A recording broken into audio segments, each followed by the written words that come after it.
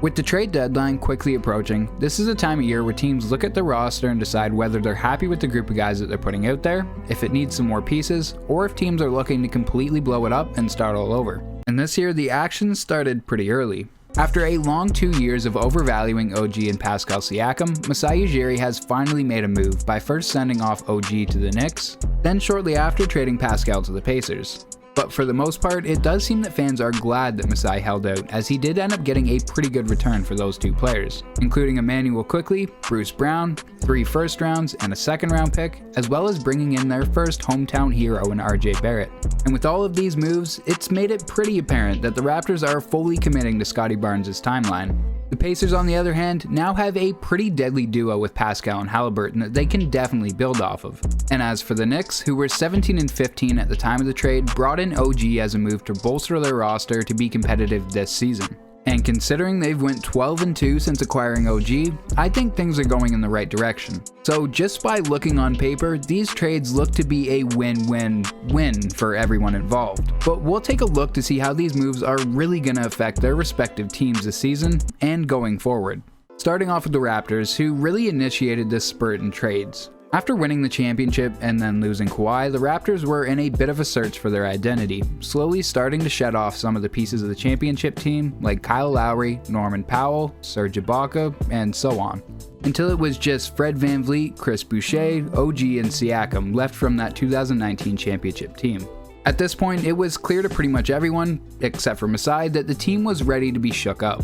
And when news started to come out that the Raptors were shopping Freddie around at the 2021-22 trade deadline, fans figured this was the time. Considering Fred was producing at a career high rate while making an all-star team, and especially with his contract set to expire after the following season, with everyone correctly assuming that he wouldn't re-sign, it seemed like the franchise needed to trade him now or risk letting him walk.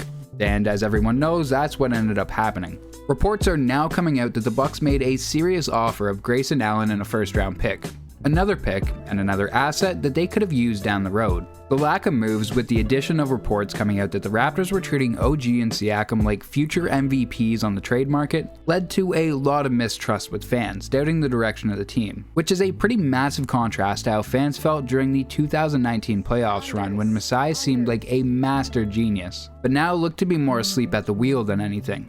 Then at the end of last year, they would go on to fire Nick Nurse, yet another piece to that championship team gone. But given that the squad that the Raps had, moving on from Nick Nurse was probably best for the team. They brought in Darko Rajakovic as the head coach, which brought some excitement, but overall, there was little hype for this upcoming season, even with a dick pick during the draft. And the season started out about as lackluster as fans expected, with the exception of Scottie Barnes taking a massive leap forward this year, looking like a player that a franchise could really build around. And with expiring contracts for Siakam and OG, the Raptors were ready to fully commit and make those moves to build around Scottie. As mentioned, by bringing in RJ and Quickley first, then a stack of picks and Bruce Brown after to complement it. So far, RJ has been amazing in his role with the Raptors, having an uptick in every single statistic across the board, with his most notable being his increase in rebounds, and especially his efficiency, shooting a mind-blowing 14% better from the field while still putting up the same amount of shots a game. And the city of Toronto has really embraced him with a warm homecoming. The addition of RJ and IQ had an immediate effect on this team, as you could instantly see the increased pace of play for this squad, being within the top 10 teams for pace since making the trade with the Knicks. But as we mentioned after the Knicks, there was another trade that brought in Bruce Brown as a center point for this team, who might be on the line to get flipped again at the trade deadline, as there are plenty of teams out there that would love to pick up a player like Bruce Brown, like the 76ers, possibly even the Knicks, or another possibility, which is my personal favorite, they could go out and add another GTA hometown hero to the team by trading Bruce Brown to the Warriors in return for Andrew Wiggins. But the Raptors also would do just fine by holding on to Bruce Brown for the long term. Although it does seem that the Raptors may not be done, and could even be looking to trade Jakob Poeltl come the deadline. As with emerging talent like Jonte Porter, they could be fine rebuilding with him at the 5 if they wanted to go the OKC route and stack up a bunch of picks. Either way, it does seem that fans are excited for the future of this team, who seem pretty directionless for a pretty good chunk of time, but now they finally seem to have a plan in place. And it begins and ends with Scottie Barnes leading this young squad, who still do have some cohesion issues to figure out, but they definitely seem like one of those young teams you might want to watch every now and then on League Pass. And with the reputation the Raptors have for finding talent and developing said talent, it'll be interesting to see how they try and form another contending team around this group that they've already started to build.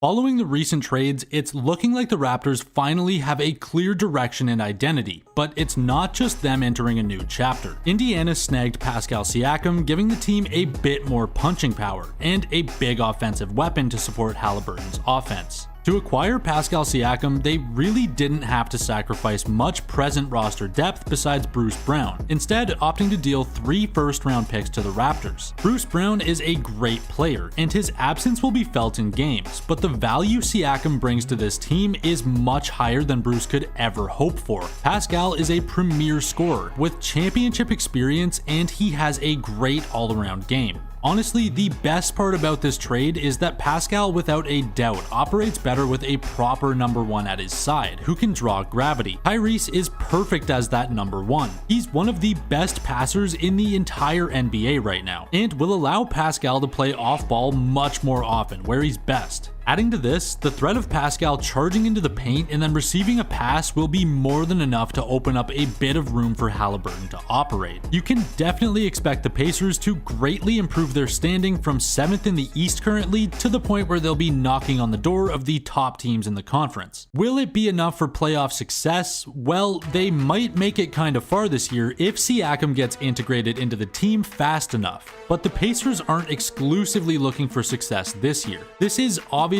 an attempt at securing some kind of a future for the team with playoff success included. Siakam's looming contract makes this a big gamble for the Pacers. If Siakam ends up walking, then 3 picks will have been traded for nothing on the Pacers' end, which would be a total disaster. Pascal is considered a short-term rental at the moment until we hear a commitment from him to re-sign to the team. The Pacers must know something that the general public doesn't, as this is a hefty price to pay for someone who may or may not re-sign with you. Unfortunately, small market teams do have to make gambles like this to get truly good teams. You can either trade up or develop your way to success if you're Indiana, because unlike New York, Miami, and LA, high-impact free agent signings are very unlikely. Speaking of New York, the Knicks have got a solid two-way player in OG Anunoby. The team has done extremely well since he's arrived, going 12-2 and beating solid teams like the Denver Nuggets and Boston Celtics. Despite this, the team still kind of feels like it's in limbo and the job isn't finished. A team with the core of Julius Randle and Jalen Brunson has no business winning a championship.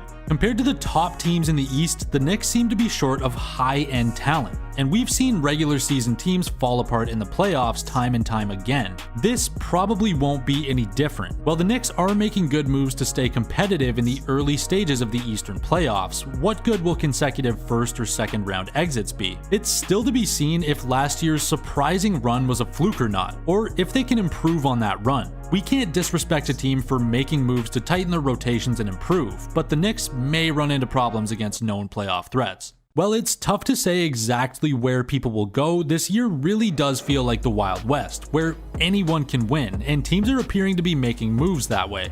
Terry Rozier just got traded to the Heat in return for Kyle Lowry, and this should provide the Heat that extra man they need to cover for injuries or step up when needed, making the Heat that much bigger of a playoff threat. This shakeup of the East has set a number of teams on a new path, but the February 8th trade deadline hasn't come yet, and there may be even bigger moves to come.